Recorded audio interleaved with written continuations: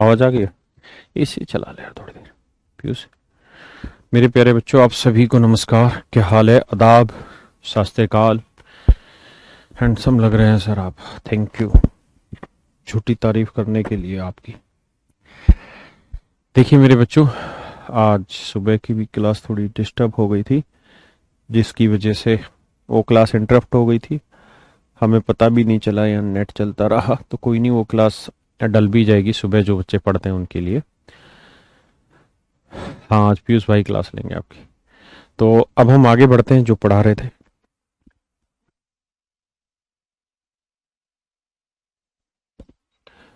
हम्म,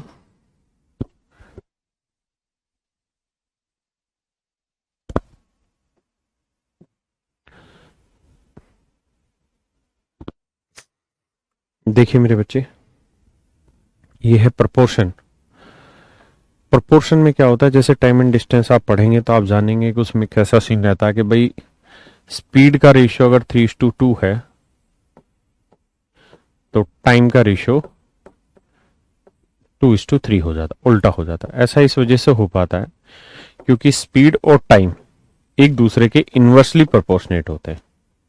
लिखे तो जाते हैं ऐसे ही है मेरे बच्चे, लेकिन ये संबंध ऐसे नहीं होता। जब इसको इक्वल का साइन बनाते हैं ना, तो हमें कोई एक ऐसी कांस्टेंट वैल्यू लिखनी होती है। कांस्टेंट वैल्यू लिखनी होती है, वैल्यू लिखनी होती है जिसके रेस्पेक्ट में ये रिलेशन बदलता है, स्पीड और टाइम का रेशियो बदलता है। जिसके रेस्पेक्ट में स्पीड और टाइम का ये रिलेशन बदलता है। तो आप जानते हैं कि स्पीड और, लो बेटा बुक आपको बता तो रखी थी 7100 प्लस।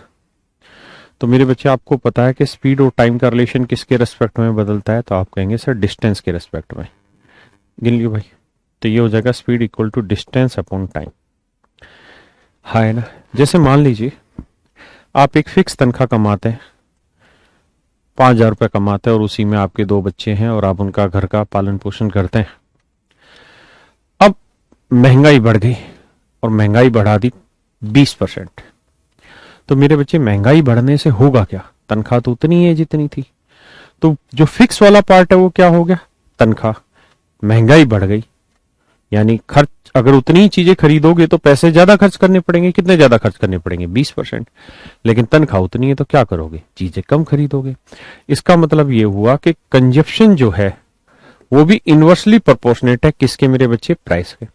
यानी प्राइस और कंजप्शन का, यानी कीमत और खपत का जो अनुपात है वो बिल्कुल उल्टा है। तो हम लिख तो रहे हैं ये इनवर्सली प्रोपोर्शनल। ये होता है प्रोपोर्शनेट का साइन। प्रोपोर्शनल,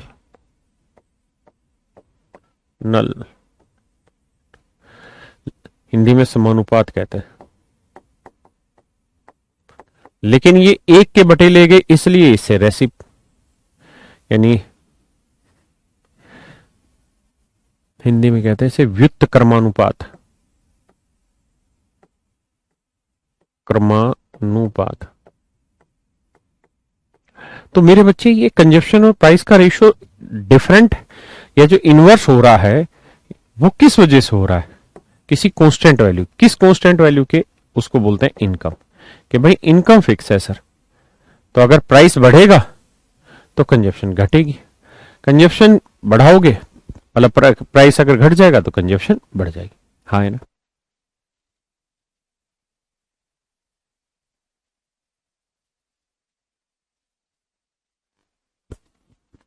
तो ऐसे ही मेरे बच्चे, ये जो सवाल आपके सामने है, इस सवाल में एक बार पढ़िए, फिर मैं इसे कराता हूं।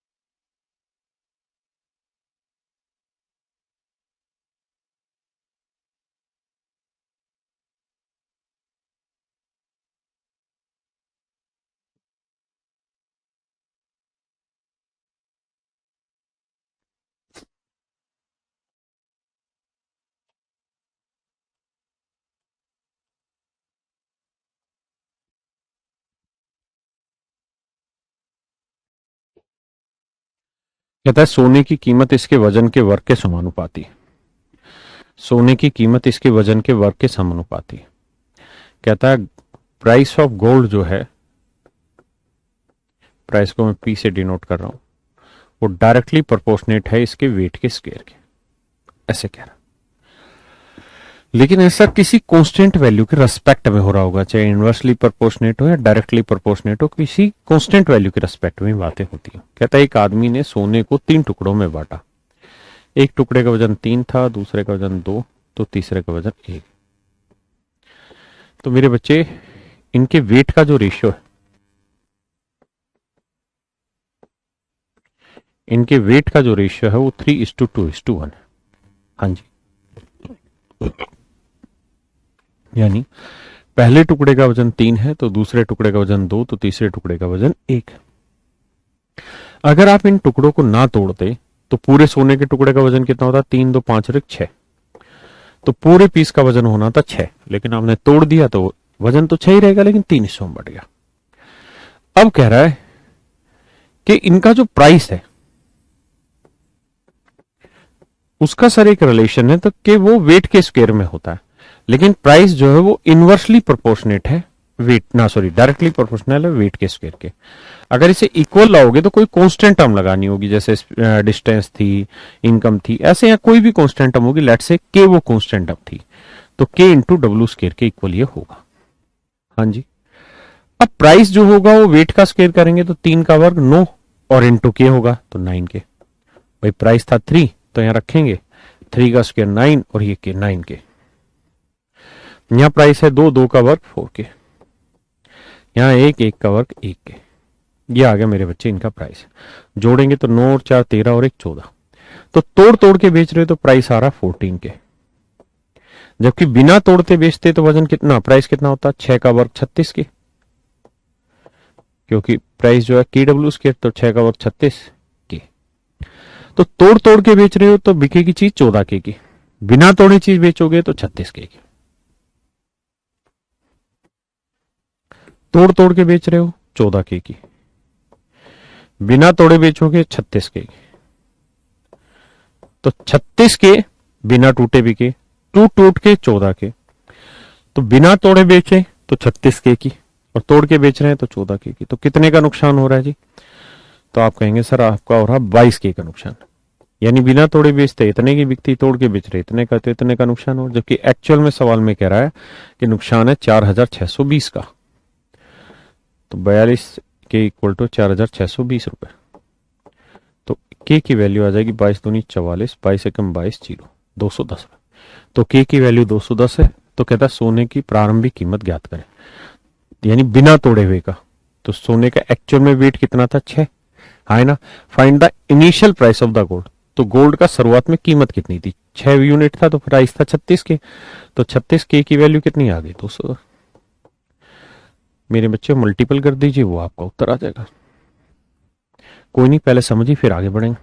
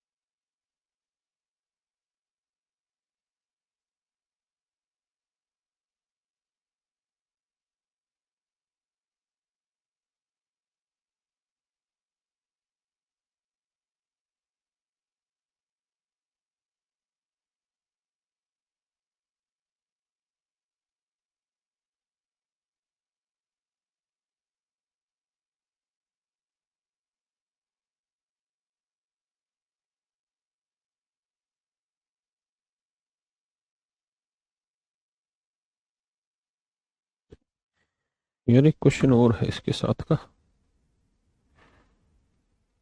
हाँ ये रहा। लग गया। चलिए मेरे बच्चे, करिए जरा इसको।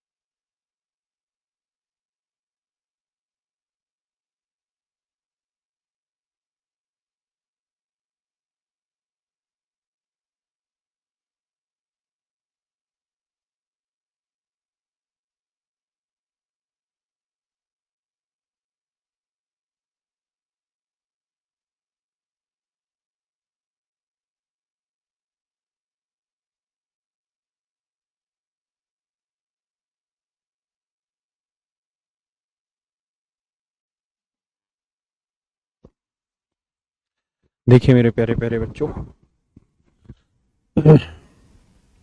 कह रहा है ए और बी के घन के व्युत्क्रमानुपाती। कहता है ए और बी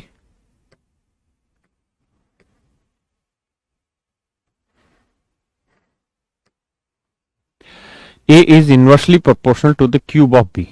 ए जो है मेरे बच्चे को कह रहा है इनवर्सली प्रोपोर्शनल है क्यूब ऑफ बी के। इनवर्सली तो मतलब एक के बटे लिए, डायरेक्टली तो एक सीधा लिखें। तो मेरे बच्चों इसे इक्वेट करना होगा, तो कोई कांस्टेंट टर्म लगा के करेंगे तो k इंटू 1/b क्यू। हाँ है ना, इनवर्सली इसको प्रोपोर्शनल को इक्वल आते हैं, या फिर इसको सीधा लिख दो k/b क्यू। अब कह रहा है ए बी के घन का व्युत्क्रमानुपाती है। यदि ए 3 है तो बी की वैल्यू 2 है। ए की वैल्यू अगर 3 है तो कह रहा है बी की वैल्यू 2 है। बी की वैल्यू 2, तो 2 का क्यूब 8। तो ये 2 की पावर 3 8, 8 को 3 से गुना किया 24। तो के की वैल्यू आ गई मेरे बच्चे 24।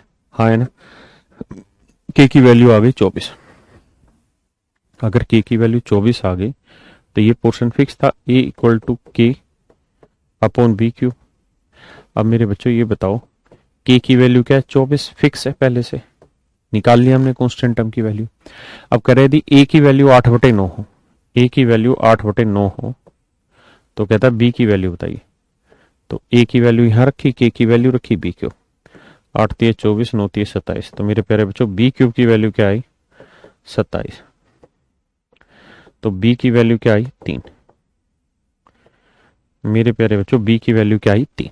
हाँ है ना, और यही आपसे पूछ रहा था कि बताइए मेरे बच्चे बी की वैल्यू क्या होगी। तो आंसर होगा 3। बी की वैल्यू क्या होगी? 3।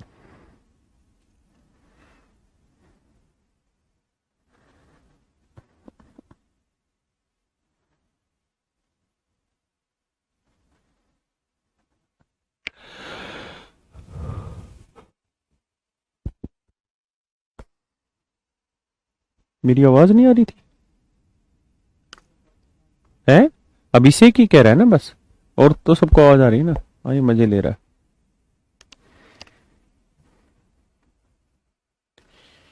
भाई रोहित, सुबह क्लास हुई थी लेकिन बीच में एकदम से ऐसा इंटरप्शन आया जो हमें नहीं पता चला, इसलिए क्लास कंटिन्यू चलती रही। बाद में बहुत सारे बच्चों के कॉल आए तो पता चला कि क्लास रुक गई थी आज।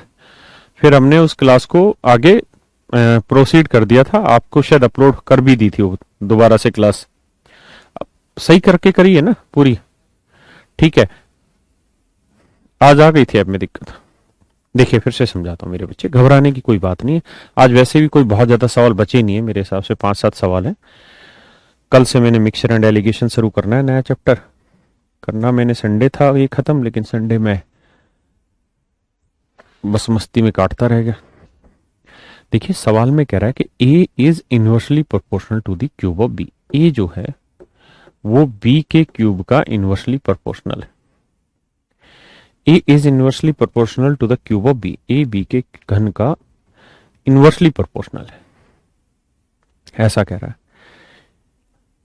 अब मैंने मेरे बच्चे ये कहा कि देखो ये इनवर्सली का जो साइन है, अगर आप इसे इक्वल में कन्वर्ट करना चाहते हैं तो you have to take some fix value. Let's say k is that fixed value that we are going to discuss. So a equal to k upon bq. अब क्वेश्चन में कह रहा है क्या? बाजरे दा सिट्टा। सवाल में कह रही है भैया क्या कि अगर a की वैल्यू 3 लेते हैं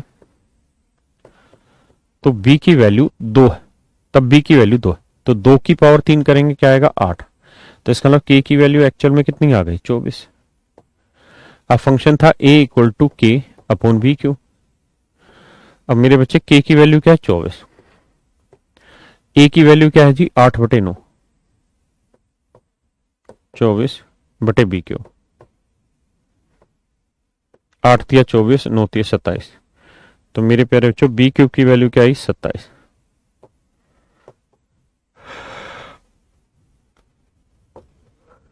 और बी क्यूब की वैल्यू 27 है, तो बी की वैल्यू क्या आई मेरे बच्चे? 3। बस। गौतम भैया कौन है ये? आकाश। इस बच्चे का नंबर निकाल। बजरे दा सीटा रे बजरे दा सीटा। निकाल इस रोंडे का नंबर। आज ये अपनी मम्मी से बात कराएगा और फिर जिन शब्दों का प्रयोग इसने यहां किया वही इसकी मम्मी को भी बुलवाएंगे, इसी से बुलवाएंगे और बताएंगे कि जो सपूत आपने पैदा किया है वो कितने अच्छे शब्दों का इस्तेमाल करता है। बजरे दा सिट्टा। कुछ होते हैं लंदन से लाएंगे। अच्छा वो गाना सोच रहे हो? रात भर डीजे बजाएंगे। बहुत बढ़िया बेटा। और यूपी में पेपर ऐसे ही कैंसिल कराएंगे। देखिए मेरे बच्चे, आइए निकाल इस बच्चे का नंबर। देखिए एज का क्वेश्चन भी करा रहा हूं। प्रभु क्यों परेशान हो रहे हो अर्जुन? मुश्किल से 5 से 7 सवाल बच रहे हैं, टेंशन लेने की कोई बात नहीं है। आप रेशियो के बहुत सारे ऐसे क्वेश्चन होंगे जिन्हें आप सोच रहे होंगे रेशियो के, लेकिन वो मिक्सचर एंड एलिगेशन में होते हैं। तो अभी मैं कराऊंगा मिक्सचर एलिगेशन कल से ही, ठीक है? तो घबराइए नहीं। कैट का भी कुछ सवाल करा दीजिए। कैट का प्रभात जी जरूरत नहीं है, ठीक है? और मैं कराता भी हूँ, अर्थमेटिक में बहुत सारे सवाल ऐसे उठाता भी हूँ, लेकिन बहुत ज्यादा उधर इन्वॉल्वमेंट लेने की जरूरत है नहीं। आइए देखिए मेरे बच्चे, बाजरे द सिट्टा। हाँ मैं ये प्रपोर्शन शब्द समझा रहा था। प्रपोर्शन हिंदी में कहते हैं समानुपात।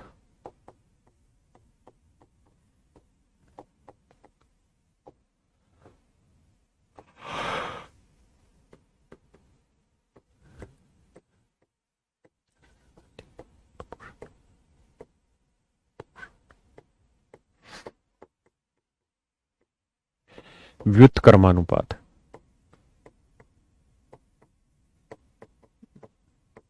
दोनों का अर्थ समझाता हूं। देखिए मेरे दोस्तों, अच्छा मैंने आपको कहा घबराने की बात ही नहीं है, बहुत छोटी छोटी बातें। कुछ सवाल बचे नहीं है जिसके लिए मुझे बहुत सीरियस होना हो, बड़े बच्चों वाले सवाल बचे हुए। मेरा कहना यहां पर ये, आप इस शब्द को सिर्फ पढ़िए, प्रपोर्शन लिखा हुआ है, इस शब्द का मतलब क्या होगा, हिंदी में पढ़ेंगे ज्यादा समझ आएगा। न्यू चैप्टर मेरे बच्चे कल से, ये तो रेशियो का ही एक छोटा सा टाइप है, वो रह रखा है बस। हाँ, तो मैं ये कह रहा था कि क्या कह रहा था, हाँ, कि मिक्सचर एलिगेशन कल पढ़ेंगे जो नेट चैप्टर है। आप सबके आज कमेंट्स पढ़ लूंगा, सबके जवाब दे दूंगा, इसे कराने दीजिए, ठीक है। हाँ, तो मैं ये कह रहा था, एक भाई कह रहा कि सर कमेंट्स को पब्लिक कर दीजिए। मेरे भाई पब्लिक ही तो है, आप क्या चाह रहे हैं कि एक बच्चे को बाकी सबके कमेंट पढ़ने को मिल जाए, ऐसा चाह रहे हैं क्या?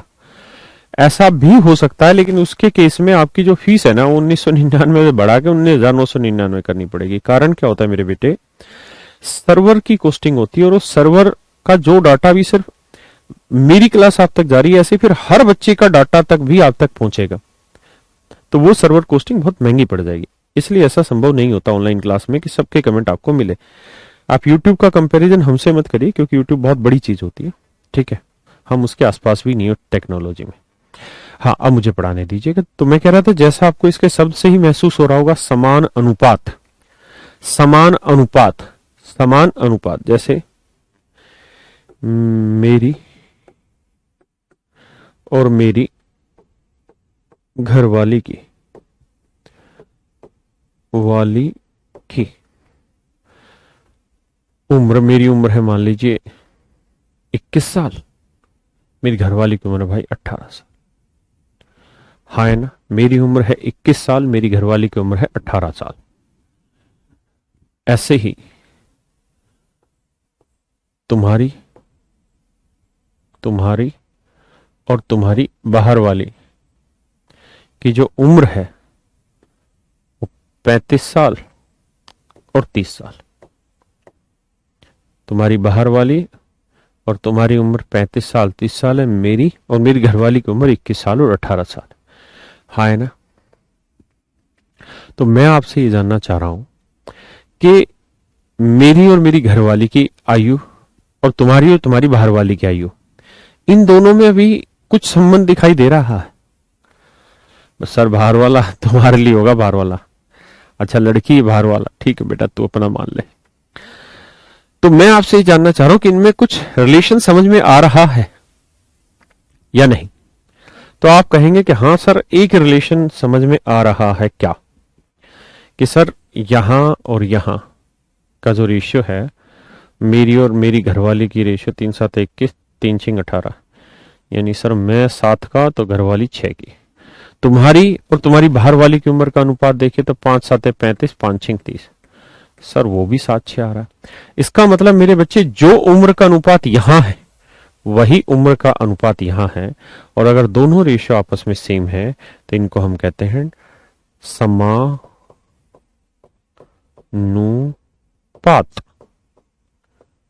क्या कहते हैं? समानुपात कहते हैं, समान अनुपात कहते हैं। हाँ है ना। लेकिन अगर मैं इन शब्दों को यहां घुमा लेता और मैं ये ऐसे कह देता, कह दूं तुम्हें या चुप रहूं, ऐसे कर देता है, ये तो कुछ ज्यादा खतरनाक, मतलब यहां 35 कर देता, यहां 30 कर देता, तो आप कहते कि सर यहां 6 आ गया और यहां 7 आ गया, फिर आप कह देते कि सर यहां है 7 6, वहां है 6 7, तो इनवर्स प्रपोर्शन हो गया, है ना। अनुपातों में जो संबंध है वो कैसा है? इनवर्स। और इससे पहले वाले अनुपातों में जो संबंध था, बाजरे दा सिट्टा तेरी, तो इनमें जो संबंध था इससे पहले वालों में वो 7 6 था, वहां पे भी 7 6 था, वो डायरेक्ट प्रोपोर्शन यानी इक्वल रेशियो है। जैसा संबंध इसका इससे बीच में है वैसा ही संबंध इसका इसके बीच में, हाँ है ना। ये प्रोपोर्शन का मतलब है। अब इसी बात को और आगे ले चलते हैं। क्या? कि जो संबंध ए का बी से है, अगर वही संबंध सी का डी से, यानी जो रिलेशन ए का बी से है वही रिलेशन सी का डी से है, और ये दोनों सेम रिलेशन है, जैसे मान लो ये 5:1 है और ये भी 5:1 है, तो दोनों रेशियो आपस में इक्वल है, तो इन इक्वल का साइन दे देंगे। लेकिन मेरे बच्चे थोड़ा सा समझ के बताइए, क्या मैथमेटिकली चीजों को इस तरीके से लिखना ठीक बात है? आप कहेंगे ना सर गलत बात है। अगर आपको लिखना ही है तो फिर आप ऐसे लिखिए, 5/1 इक्वल है ये वाला 5/1, ऐसे लिखिए। ऐसे तो लिखना कतई भी उचित बात नहीं है, हाँ है ना। तो मेरे बच्चों, जो ये उचित बात नहीं है या जो लिखने का एक तरीका है, उसी तरीके में क्या काम करते हैं कि सर इस इक्वल वाले साइन की जगह ना 4 बिंदी लगा दो। कितनी बिंदी लगा दो? 4 बिंदी। इसका मतलब हो गया जो रेशो ए का बी से होगा वही रेशो सी का डी से भी होगा। हाँ है ना। वही रेशो मेरे प्यारे बच्चों सी का डी से होगा। ये प्रपोर्शन कहलाता है। सोल्व करोगे तो ए बाई बी आ जाएगा, इसका मतलब इक्वल होता है। यह आ जाएगा सी बाई डी। सोल्व करोगे डी को ए से गुना कर दो, बी को सी से कर दो, तो ए इंटू डी, बी इंटू सी। छोटी क्लासों में हम पढ़ते थे नजदीक नजदीक की गुना, दूर दूर की गुना। ए इंटू डी, बी इंटू सी। बाजरे दा सीटा। पढ़िए भैया एक बार।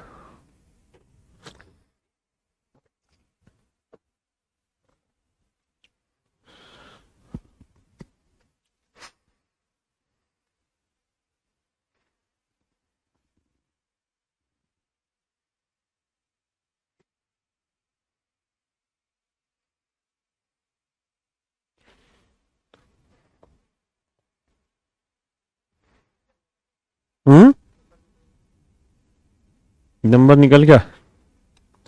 मिला इस लौंडे को फोन।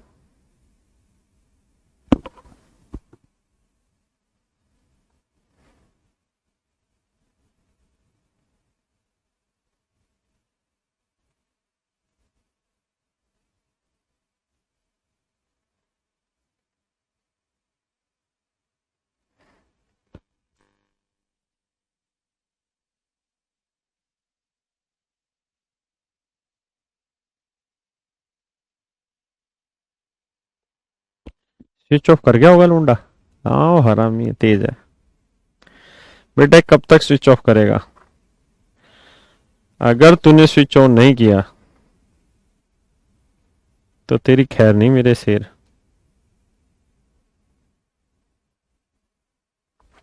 बहुत प्यारा शब्द लिखे थे। तेरा नाम भी फेसबुक पे डालूंगा, और जो तूने शब्दों का प्रयोग किया था वो शब्दों का प्रयोग भी डालूंगा, तेरा फोन नंबर भी डालूंगा, और फेसबुक से निकलवाऊंगा कहाँ रहता है तू। है? क्या नाम था? आकाश? आकाश है? नागर? स्पेलिंग बोलियो। DHAKAD, आकाश धाकड़। अच्छा धाकड़ है ये, वो तो फिर हरियाणवी है भाई, धाकड़ छोरा। चल बेटे तेरे तो घर भी पहुंचेंगे हम। आओ। एक करा कर मुझे कॉल कर दो, तुझे क्यों करे बे, तू गाली दे फिर करेंगे। आओ आइए मेरे बेटे। एक शब्द होता है मीन प्रोपोर्शन। आई आई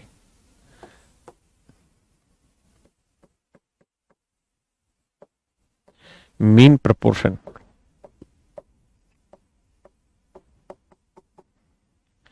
हिंदी में बाबू इसे कहते हैं मध्य समानुपात। समानुपात, मध्य समानुपात। कहता है जी दो नंबर है ए और बी, इनके बीच का मीन प्रोपोर्शन निकाल के बताइए क्या होगा। मध्य समानुपात निकाल के दिए। है ना। इनके बीच का समानुपात मध्य, मतलब इनके मध्य में कोई नंबर है जो इन दोनों में समान संबंध बनाता है। यानी ए और बी के बीच में कोई ऐसा नंबर है, जैसे एक्स मान लीजिए कोई नंबर है, तो एक्स जो है वो ए से जैसा रिलेशन बनाता है वैसा ही रिलेशन एक्स का बी से बनता है। मतलब ए से एक्स का जो रिलेशन रहता है वैसा ही रिलेशन एक्स का बी से। माने ये दोनों ही संबंध आपस में बराबर है ना। मीन का मतलब बिल्कुल मध्य में, जो इससे भी वही संबंध बनाता हो और वही नंबर इससे भी वैसा ही संबंध बनाता हो। तो सोल्व करेंगे मेरे बेटे, तो नजदीक नजदीक उड़ा दो, दूर दूर उड़ा लो। तो एक्स को एक्स से किया एक्स के, और ए को बी से किया ए बी, तो एक्स की वैल्यू आएगी रूट ए बी। यानी मेरे बच्चों इसका मतलब ये हुआ कि अगर कोई दो नंबर ए और बी दे रखे और इनका मीन प्रोपोर्शन आपसे पूछा हुआ है, तो इसका उत्तर होगा हमेशा ही उन दोनों नंबर के प्रोडक्ट का स्क्वायर रूट। उन दोनों नंबर के प्रोडक्ट का स्क्वायर रूट।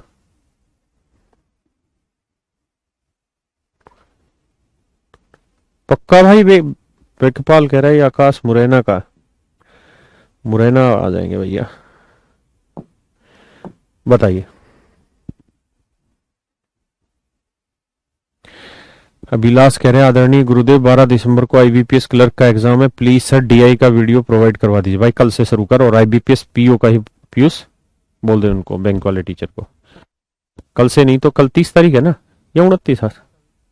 कल 30 है ना, 1 तारीख से शुरू कर दे। ठीक है, जो जो बच्चे आईबीपीएस पीओ की तैयारी कर रहे हैं वो, रोहित कह रहा पाकिस्तान का तो नहीं है।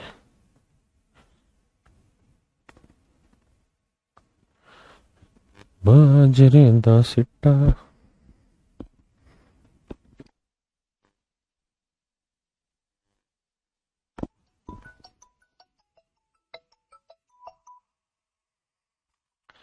देखिए मेरे बच्चे, कहता है find the mean proportion of 1/4 and 1/9। 1/4 और 1/9 का मध्य समानुपात ज्ञात करिए। कैसे निकालेंगे भाई? 1/4 गुना 1/9, हाँ है ना।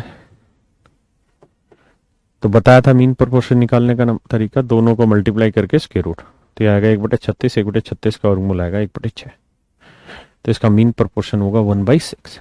हाँ जी, अब आते हैं जी मीन प्रोपोर्शन के बाद थर्ड प्रोपोर्शन।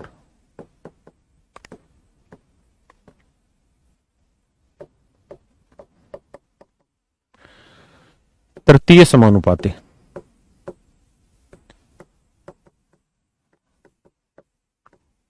पाती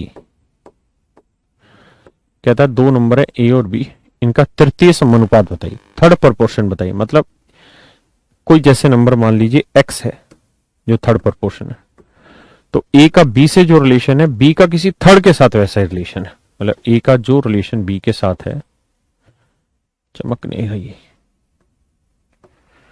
ए का जो रिलेशन बी के साथ है वैसा ही सेम रिलेशन बी का एक्स के साथ है। हाँ है ना। तो मेरे बच्चे ए को एक्स से गुना करो, बी को बी से गुना करो। तो ए को एक्स से गुना करेंगे ए एक्स आया, और बी को बी से करेंगे बी से। तो मेरे बच्चे एक्स की वैल्यू आएगी बी स्क्वायर अपॉन ए।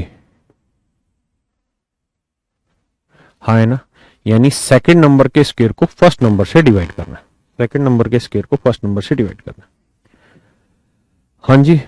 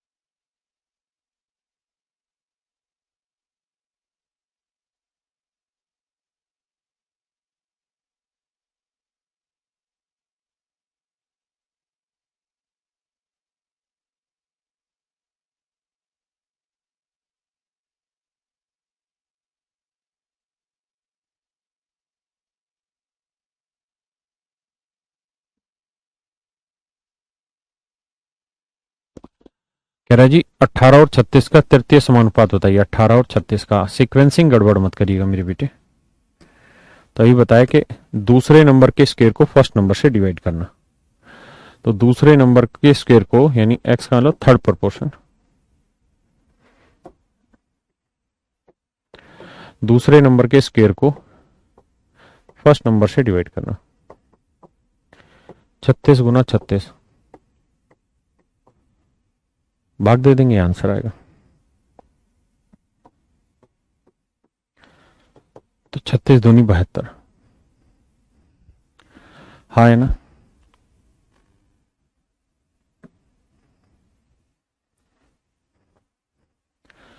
समझे मेरे बच्चे?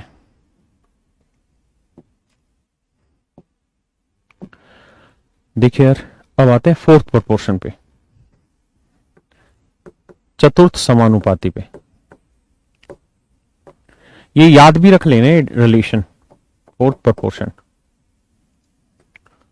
चतुर्थ समानुपाती।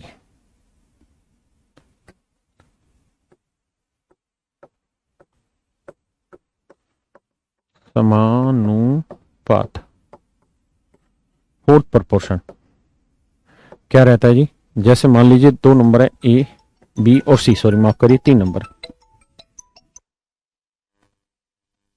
नंबर है ए बी और सी, और ये कोई फोर्थ प्रपोर्शन मतलब कोई नंबर है एक्स। तो सवाल में ऐसा कहेगा कि भाई ए का बी से जो रिलेशन है वैसा ही रिलेशन सी का किसी चौथे से एक्स से।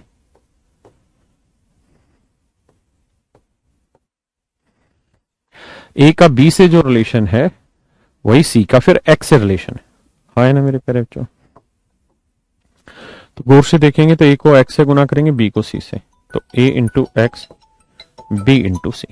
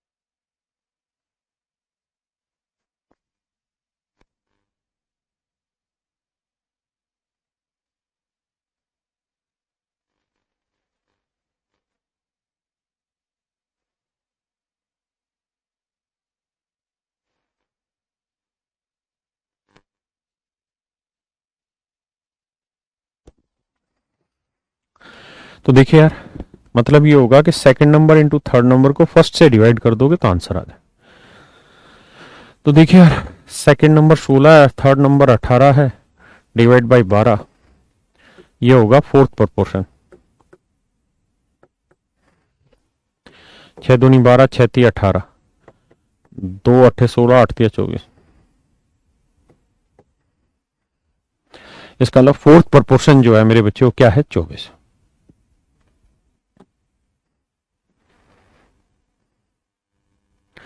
क्लियर है जी?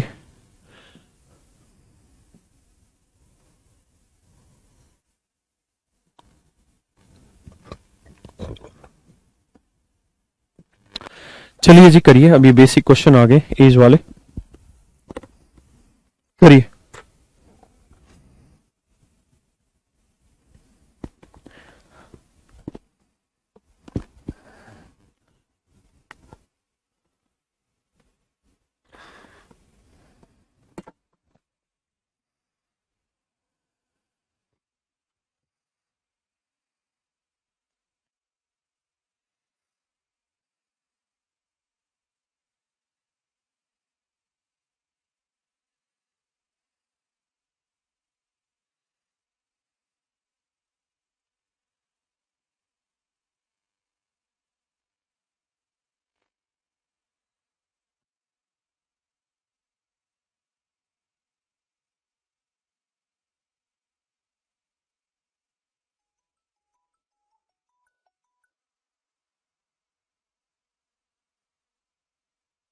हेलो,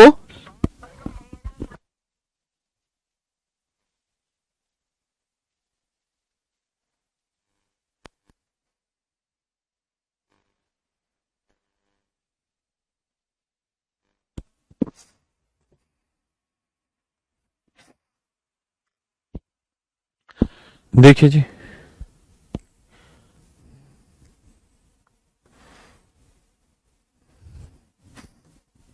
कह रहा है 5 वर्ष पहले राम व श्याम की आयु का अनुपात 2:3 था। ये है मेरे प्यारे बच्चों प्रेजेंट एज।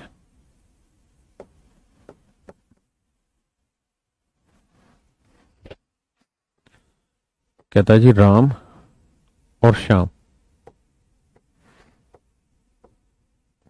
कि 5 वर्ष पहले, 5 साल पहले एज का रेशियो 2:3 था, 2:3 था, और अब से 5 वर्ष बाद उनकी आयु का अनुपात 3:4 होगा। और 5 साल बाद उनकी आयु का अनुपात 3:4 होगा।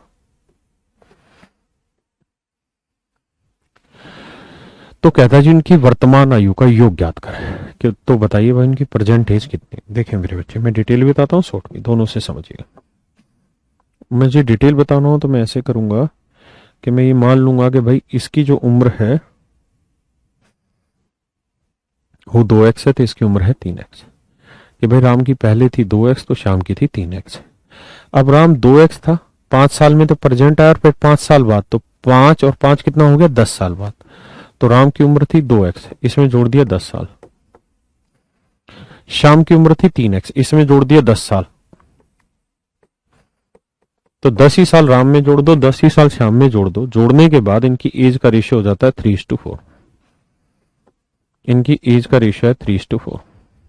इनकी एज का रेशियो है 3:4, हाँ है ना। अब मेरे शेरों इन्हें क्रॉस मल्टीप्लाई करोगे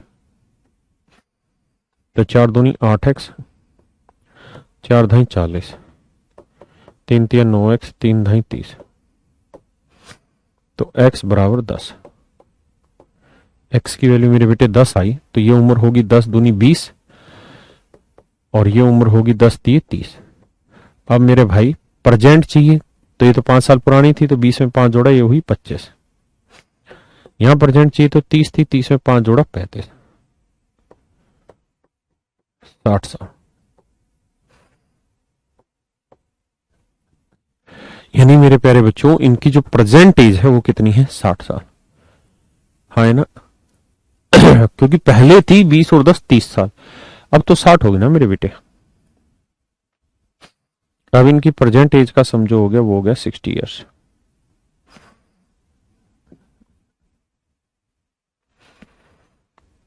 देखिए जी एक तरीका तो है ये।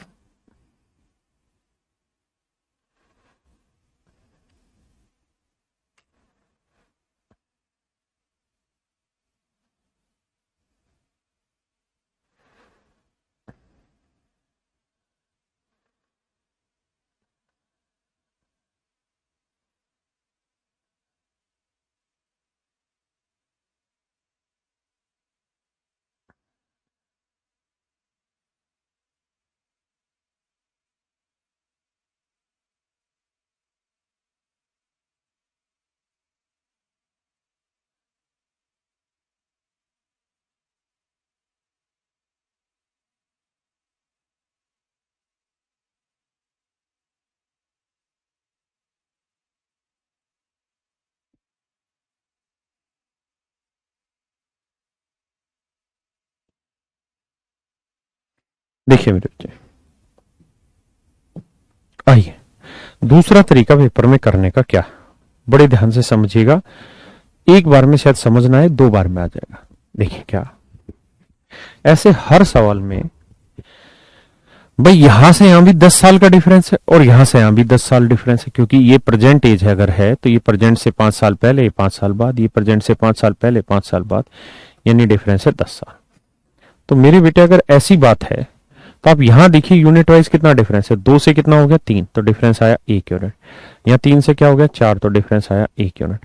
तो यहाँ 5 और 5 10, तो 1 यूनिट है कितनी, 10 साल।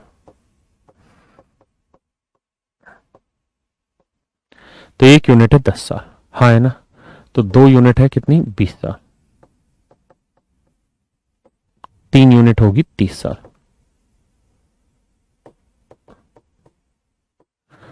अगले सवाल में अपने आप बातें समझ में आ जाएगी। Have some patience. अब 20 साल है तो 5 जोड़ा 25, ये 30 साल है तो 5 जोड़ा 35। 25 जमा 35 करेंगे तो आंसर आएगा मेरे बच्चे 60 साल। ये मेरे प्यारे प्यारे शेरों बच्चों आपका सही उत्तर है। हाँ जी, कोई नहीं। इस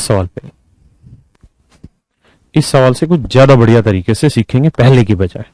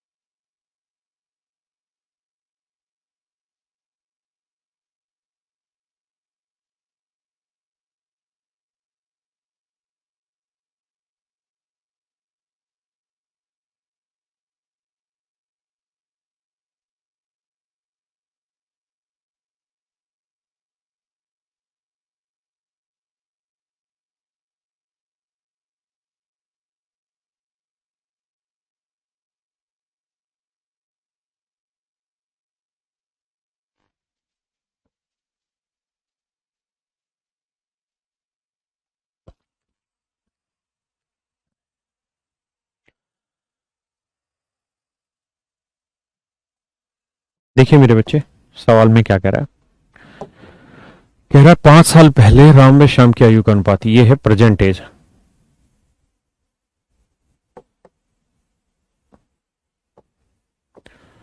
5 साल पहले राम व श्याम की एज का रेशियो 3:1 है। और कहता है 5 साल बाद उनकी एज का रेशियो 2:1। 5 साल बाद उनकी एज का रेशियो 2:1 होगा। अब मेरे बच्चों देखिए, डिटेल करना बेहद आसान है। आप मान लीजिए इसे 3x, इसे x, तो 3x हो गई राम की एज, 5 और 5 10 साल यहां जोड़ दीजिए, श्याम की एज हो गई x, 5 और 5 10 साल यहां जोड़ दीजिए, तो कहता है इनकी एज का जो रेशियो है वो हो जाता है कितना, 2:1।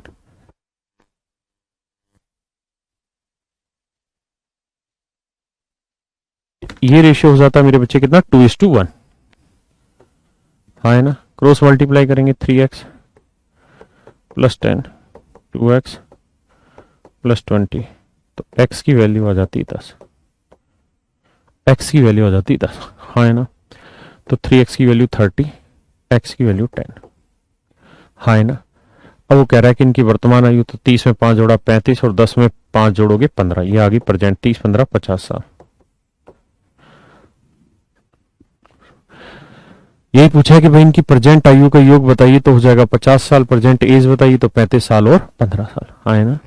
अब इसी को शॉर्ट में कैसे करें, देखिए मेरे बच्चे, मैंने आपको कहा कि यहां अगर ये प्रेजेंट एज है तो ये 5 और 5 10 साल, ये प्रेजेंट है तो ये भी 5 और 5 10 साल, हाँ है ना।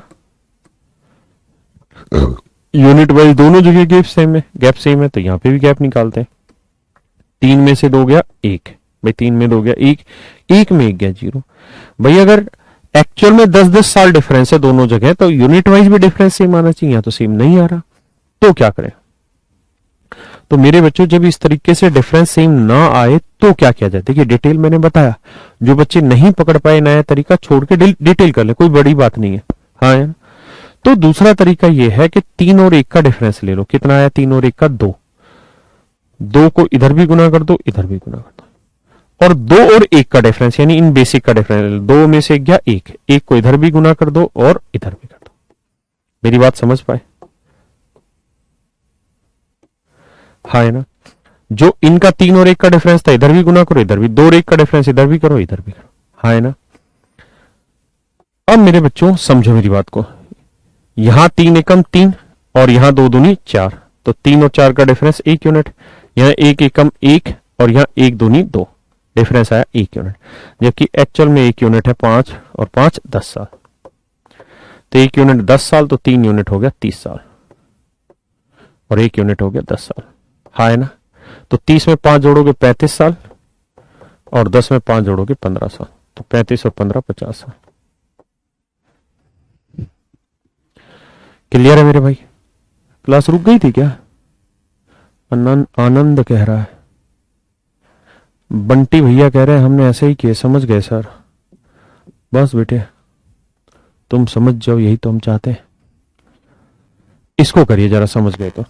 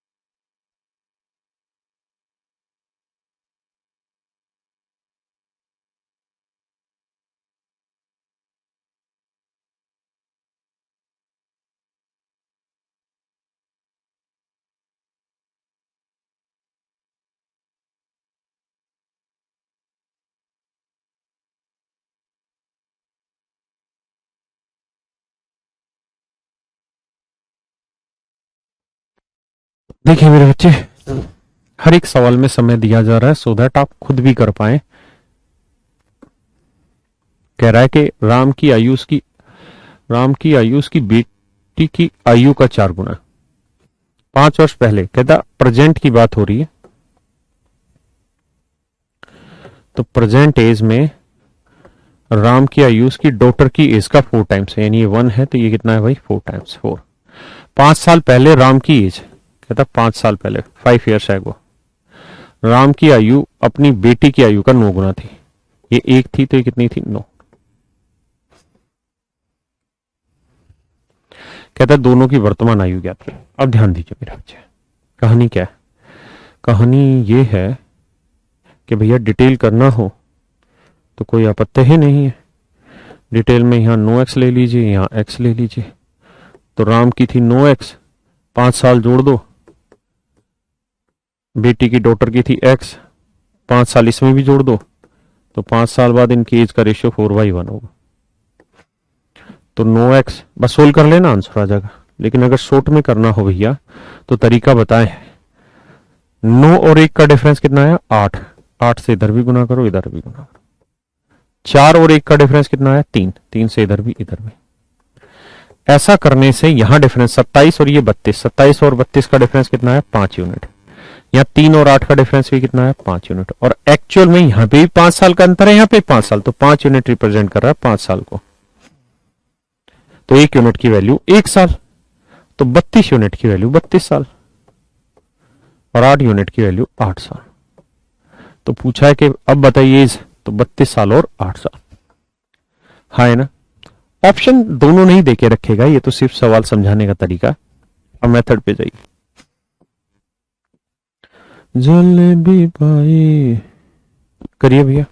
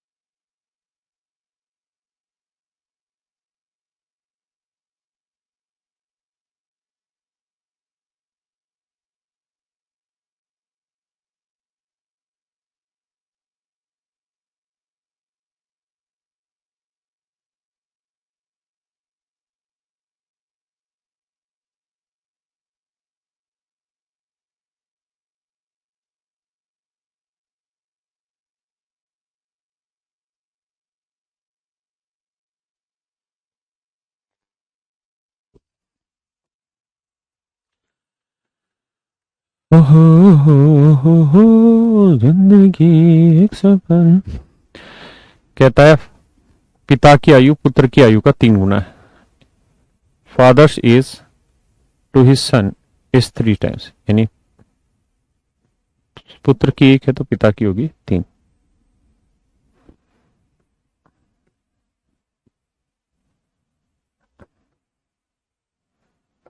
हाँ है ना। 5 वर्ष पहले पुत्र की आयु पिता की आयु का 1/6 गुना थी। 5 वर्ष पहले पुत्र की आयु पिता की आयु का 1/6 गुना है। पिता की आयु का 1/6 गुना है, तो मतलब पिता की 6 है तो पुत्र की 1 है भाई। 1/6 का मतलब फादर की 1 तो सन की एज कितनी, 1।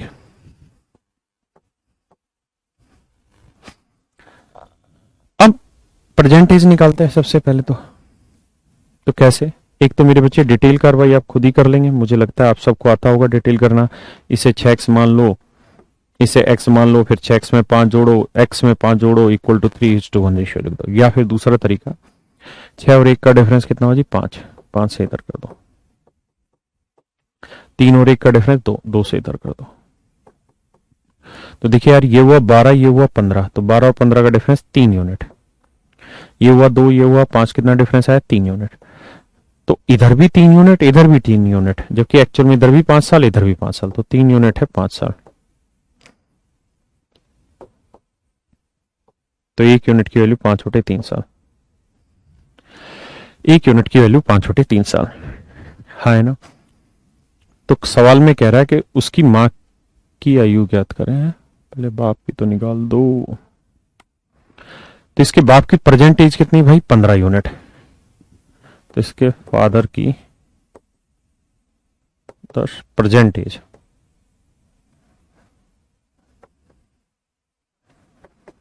फादर्स प्रेजेंट एज 15 यूनिट है। अब मेरे प्यारे बच्चों, 1 यूनिट की वैल्यू है 5/3 साल। 3 5 15, 5 5 25। तो इसके बाप की जो प्रेजेंट एज है वो है मेरे प्यारे बच्चों 25 साल। कह रहा शादी के समय इसकी माँ इसके पिता से 5 साल छोटी थी। तो भाई तब 5 साल छोटी, तो आज भी 5 ही छोटी रहेगी, थोड़ी बढ़ जाएगी। डिफरेंस तो एज का उतना ही रहेगा। बोलो ना मेरे भाई, अगर मेरे और आपकी एज में अंतर 5 साल का है तो आज भी उतना ही होगा, कल भी 5 ही साल रहेगा। तो ऐसे 5 साल छोटी थी तो आज भी 5 साल छोटी होगी, यानी आज कितने की होगी, 20 साल। शायद ये पूछा होगा उसकी माँ की आयु ज्ञात करें, तो 20 साल। अगर कहता बेटे की उम्र बताओ तो 5 यूनिट है भाई। 1 यूनिट की वैल्यू कितनी है जी, 5/3। तो आंसर आएगा 25/3 साल। क्लियर है भाई।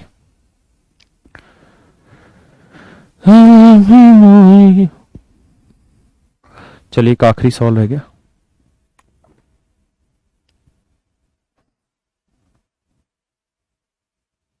ये दूसरी चीज है, ये रह गया एक आखिरी सवाल, करिए। छोटा सा नन्ना सा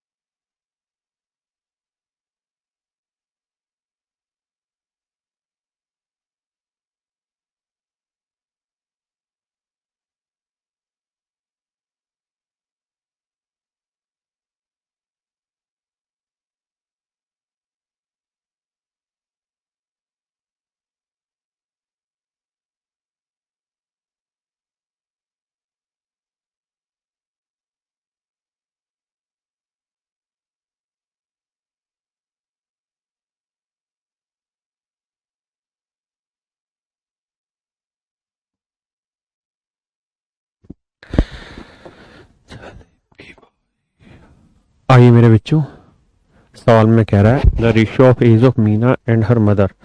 कहता है मीना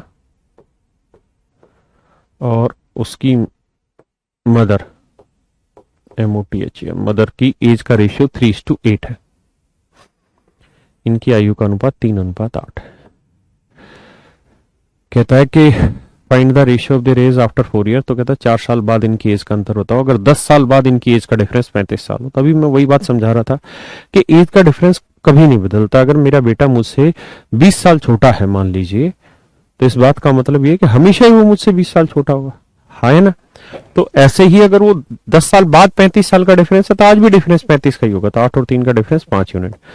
तो 5 यूनिट एक्चुअल में 35 साल को बता रहा है, तो 1 यूनिट की वैल्यू होगी 7 साल। 1 यूनिट की वैल्यू 7 साल। 1 यूनिट की वैल्यू मेरे प्यारे बच्चों 7 साल। तो मीना की 7 21 साल हो गई और इसकी 8 7 56 साल हो गई। अब कह रहे 4 साल बाद इनकी एज ज्ञात करें। तो 21 में 4 जोड़ेंगे तो ये आएगा 25 साल और 56 में 4 जोड़ेंगे 60 साल। 5 5 25, 5 12 60। तो रेशियो आएगा 5:12। हाँ ना मेरे बच्चे, A option is your right answer. तो चलिए आज के लिए इतना ही। कल आपका रेशियो एंड प्रोपोर्शन स्टार्ट करेंगे, ना सॉरी माफ करिए, मिक्सचर एंड एलिगेशन, फिर आगे बढ़ेंगे। Thank you very much, have a nice day to all. कर दे।